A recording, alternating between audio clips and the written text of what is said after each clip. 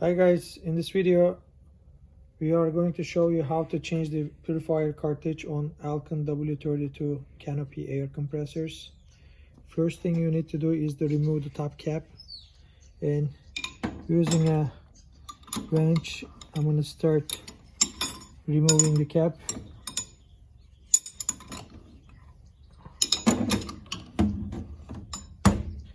So it will just unscrew itself.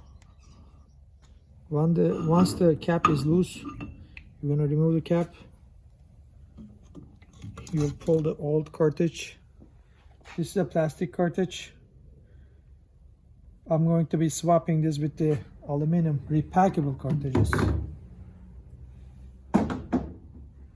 This is an aluminum cartridge. This cartridge is repackable. If you remove pushing these two pins on the sides, the top part comes off, and now you see all the elements inside. And how you repack the cartridges, you can get repacking kits from us. There are desiccants, new gaskets, O-rings, activated carbon.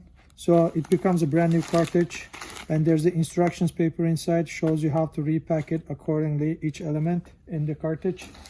And once you do, now you have a brand new cartridge. And you will drop the cartridge in once you're done,